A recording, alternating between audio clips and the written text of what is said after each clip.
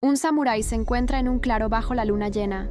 Su armadura brilla con un reflejo azulado y su mano descansa sobre la empuñadura de su katana, el alma de su casta.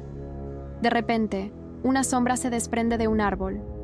Un guerrero vestido de negro absoluto, con el rostro cubierto, aterriza en silencio absoluto. Comienza un duelo a muerte. El honor frente a la traición, la luz frente a la sombra. ¿Cuántas veces hemos visto esta escena en el cine, el anime o los videojuegos? Se nos ha enseñado que los samuráis y los ninjas eran enemigos naturales, dos bandos irreconciliables que representaban valores opuestos. El samurái, el noble guerrero que busca una muerte gloriosa. El ninja, el mercenario campesino que ataca por la espalda. Bienvenidos a Reinos de Asia. Hoy, vamos a romper el mito de raíz. Vamos a viajar al Japón feudal para descubrir que la realidad era mucho más compleja, extraña y, sinceramente, mucho más interesante que cualquier película de Hollywood. Prepárate, porque hoy descubriremos que, en muchas ocasiones, el samurái y el ninja no solo no eran enemigos, sino que eran la misma persona bajo diferentes circunstancias. Para entender por qué creemos que eran enemigos, primero debemos entender de dónde viene esa imagen. La mayor parte de lo que sabemos sobre los ninjas, el traje negro, Shinobi Shosoku, las desapariciones en nubes de humo y la rivalidad con los samuráis no viene de los campos de batalla del siglo XVI, sino de los teatros de la era Edo y las películas del siglo XX.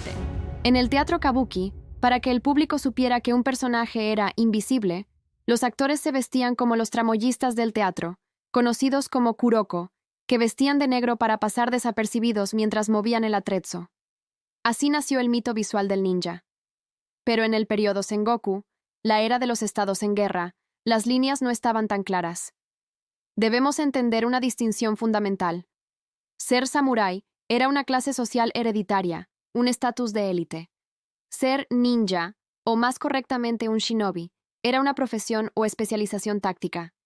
No son categorías mutuamente excluyentes. Es como comparar ser aristócrata con ser francotirador. Un aristócrata puede ser un francotirador de élite. En las regiones de Iga y Koga, de las que ya hemos hablado en El legado de los shinobi, la estructura social era única. Estaban gobernadas por los ji samurai, samuráis de menor rango que trabajaban sus propias tierras.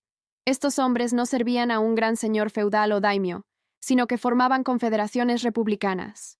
Para sobrevivir entre los gigantes que los rodeaban, perfeccionaron el ninjutsu, el arte del sigilo, la recolección de información y la guerra de guerrillas. Por lo tanto, los ninjas más famosos de la historia eran, por nacimiento y estatus, samuráis. Si analizamos las crónicas históricas y los manuales de guerra de la época, vemos que los samuráis no despreciaban las artes del ninja. Al contrario, las consideraban una extensión vital de la estrategia militar. El pragmatismo superaba a la ideología. Un daimyo que ignoraba el espionaje estaba condenado a ser traicionado por sus propios generales.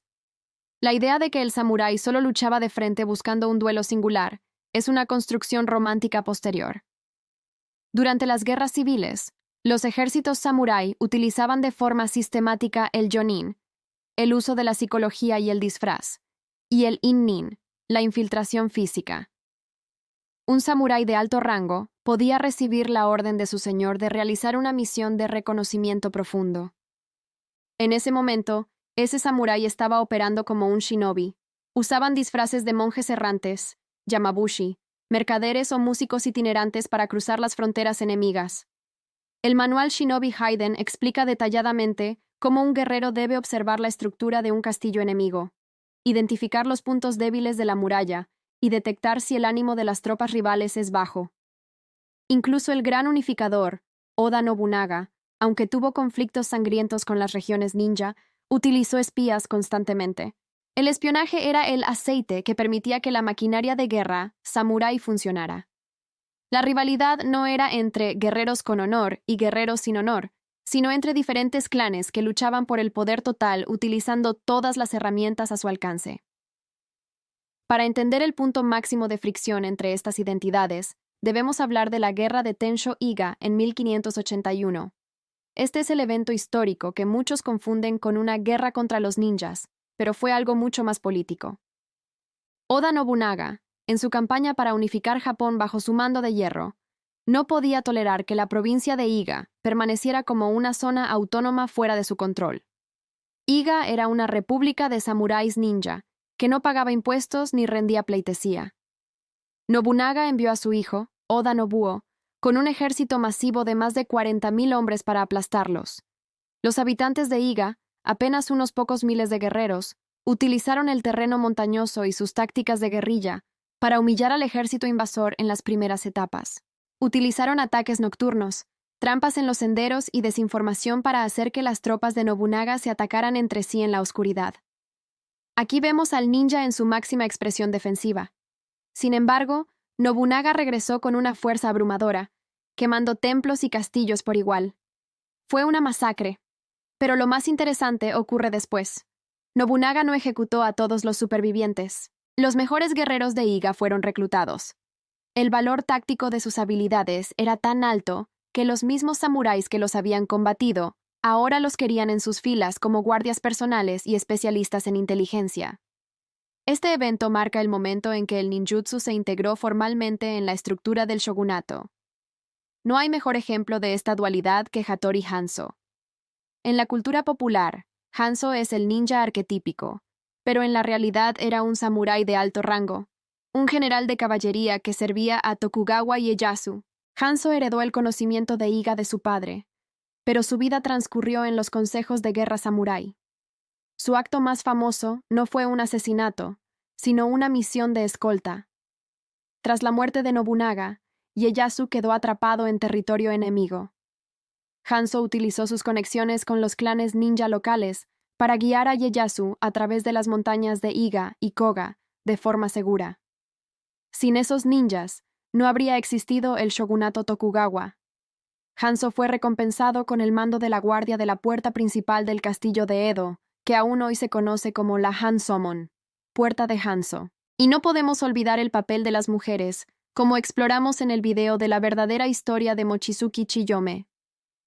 Chiyome era la esposa de un samurái del clan Takeda. Su labor consistía en entrenar a jóvenes huérfanas para que actuaran como miko, sacerdotisas, y recolectaran información en las casas de otros señores feudales. ¿Era una dama samurái o una líder ninja? Era ambas. Su estatus le daba la red de contactos, y su entrenamiento ninja le daba la metodología. Llegamos al corazón del debate, la ética. ¿Cómo se reconcilia el honor del samurái con la traición del ninja? El error moderno es aplicar el código del Bushido del siglo XIX a los guerreros del siglo XVI. En el periodo Sengoku, el honor supremo de un samurái era la lealtad incondicional a su señor, Chu. Si el bienestar del señor dependía de un acto de sabotaje nocturno, realizarlo no era una deshonra, sino un cumplimiento del deber. De hecho, los manuales ninja como el Shoninki o el Bansen Shukai recalcan que un shinobi debe poseer una rectitud moral inquebrantable, Seishin. Un espía sin principios es un mercenario peligroso que podría vender a su propio señor. El ninja no era el opuesto al samurái, era su especialista. Los samuráis de alto rango no veían el ninjutsu como algo sucio, sino como una ciencia militar necesaria. Al igual que hoy, un ejército moderno tiene diplomáticos y también fuerzas especiales para operaciones encubiertas. La diferencia era simplemente de visibilidad. El samurái era el rostro público del poder político. El shinobi era el ejecutor de la voluntad estratégica en la penumbra. Con la llegada del periodo Edo, Japón entró en una era de paz que duró 250 años. Las grandes batallas terminaron y los samuráis se transformaron en administradores y poetas. Fue entonces cuando el concepto de honor se volvió mucho más rígido y filosófico para justificar la posición social de los samuráis en un mundo sin guerras. En este contexto, las artes del shinobi ya no eran necesarias en el campo de batalla. Los ninjas se convirtieron en guardias de palacio o en la policía secreta interna del shogun, los Oniwabanshu. Al volverse su trabajo aún más secreto y burocrático, el espacio para la imaginación creció entre el pueblo común. Los escritores de novelas populares y los dramaturgos de kabuki vieron una mina de oro. Empezaron a crear historias donde los ninjas tenían poderes mágicos, caminaban sobre el agua y eran los enemigos jurados de los samuráis. El público de la era Edo amaba el drama ¿Y qué mejor drama que el de la luz contra la sombra? Fue en este periodo de paz donde la colaboración histórica fue enterrada bajo capas de ficción comercial, creando la rivalidad que hoy consumimos en el cine. Al final del día, la rivalidad entre samuráis y ninjas es uno de los mayores éxitos de marketing de la historia. Históricamente, eran dos caras de la misma moneda de supervivencia y poder. Muchos samuráis practicaban el ninjutsu, y muchos ninjas ostentaban con orgullo el rango de samurái. Entender esta conexión no le quita magia a la historia. Al contrario, nos permite admirar la increíble sofisticación estratégica del Japón feudal. Eran hombres y mujeres reales, con miedos y ambiciones, que utilizaron cada brizna de ingenio para navegar por una de las eras más sangrientas de la humanidad. ¿Y tú, después de conocer la verdad histórica, qué prefieres? ¿La versión romántica del duelo bajo la luna o la realidad del samurái que lideraba ejércitos en el día y gestionaba redes de espías en la noche? Déjanos tu opinión en los comentarios. Siempre aprendemos mucho de vuestras teorías y datos. Si este análisis profundo te ha gustado, dale a me gusta, suscríbete a Reinos de Asia y activa la campana. Estamos preparando un video especial sobre las armas más extrañas de los shinobi que fueron adaptadas de herramientas agrícolas. No te lo pierdas. Gracias por acompañarnos. Nos vemos en el próximo viaje por la historia de Asia.